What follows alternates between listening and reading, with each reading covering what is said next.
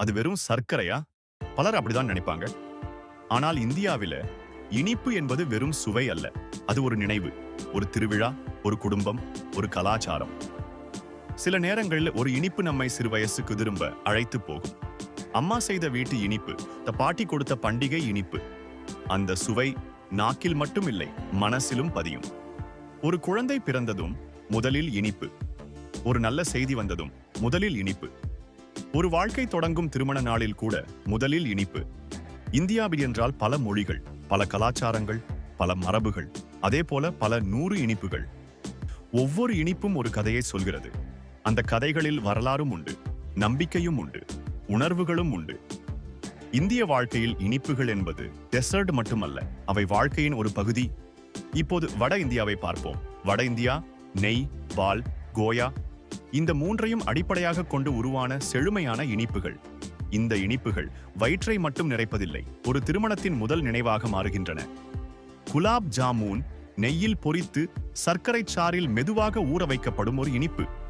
இதன் ஆரம்பம் பாரசீக கலாச்சார தாக்கத்தில் உருவானதாக கூறப்படுகிறது. ஆனால் காலப்போக்கில் இந்த இனிப்பு இந்திய திருமணங்களின் அடையாளமாக மாறியது. இன்று திருமணத்தட்டில் குலாப் ஜாமூன் இல்லையெனில் ஏதோ ஒன்று குறைவாக தோன்றும். ஜிலேபி முறுமுறுப்பான அமைப்பு, சர்க்கரை சாறு, பிரகாசமான நிறம். சில இடங்களில் காலை உணவாக கூட ஜிலேபி சாப்பிடப்படுகிறது. அது வெறும் இனிப்பு அல்ல, அது ஒரு பழக்கம். இப்போது கிழக்கு இந்தியாவை நோக்கி பயணிப்போம். கிழக்கு இந்தியா மென்மையும் நுணுக்கமும் கொண்ட இனிப்புகளுக்கு முக்கியமான இடம். ரஸ்குல்லா அஸ்பாலை தயிராக்கி பெறப்படும் பால் கட்டியால் செய்யப்பட்ட மென்மையான லேசான இனிப்பு. அழுத்தினால் மீண்டும் தன் வடிவத்திற்கு திரும்பும் அதன் மென்மை இதன் தனிச்சிறப்பு. ரஸ்குல்லா கோவில் நிவேதனையாக ஆரம்பித்து பின்னர் உலகம் அறிந்த இந்திய இனிப்பாக மாறியது. சந்தேஷ் அதிக சர்க்கரை இல்லை, ஆனால் சென்னாவின் இயல்பான சுவை முழுவதும் பேசுகிறது. எளிமையே இதன் அழகு. அதுதான் கிழக்கு இந்தியாவின் நாகரிகம். இங்கு அளவான இனிப்பே அழகாக கருதப்படுகிறது. அதிகமில்லை, குறைவும் இல்லை, அளவுதான் நாகரிகம். மேற்கு இந்தியா இங்கு இனிப்புகள் நம்பிக்கையோடு இணைந்திருக்கின்றன. மோதகம் விநாயகரின் மிக பிடித்த இனிப்பு. ஒவ்வொரு விநாயகர் சதுர்த்தியிலும் மோதகம் இல்லாமல் வழிபாடு முழுமை பெறாது. இது ஒரு இனிப்பு மட்டுமல்ல, ஒரு பிரார்த்தனை, ஒரு நம்பிக்கை. ஸ்ரீகண்ட் தயிரின் குளிர்ச்சியும் குங்குமப்பூவின் மணமும் ஒன்றாக கலந்த ஒரு இனிப்பு. திருவிழா நாட்களில் பூரியுடன் சேர்ந்து ஸ்ரீகண்ட் சாப்பிடும்போது அது ஒரு சிறப்பு அனுபவம். இப்போ தென்னிந்தியாவை பார்ப்போம். தென்னிந்தியா மரபும் எளிமையும் ஒன்றாக இணையும் இடம். மைசூர் பாக் அரண்மனை சமையலறையில் பிறந்த ஒரு இனிப்பு.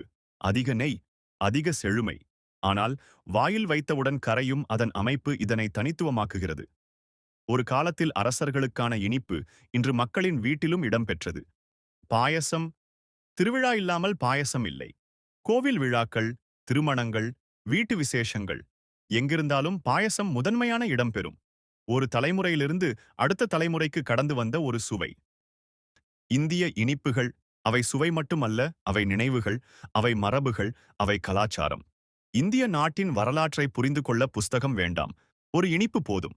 அந்த இனிப்பில் ஒரு நாடே மறைந்திருக்கிறது.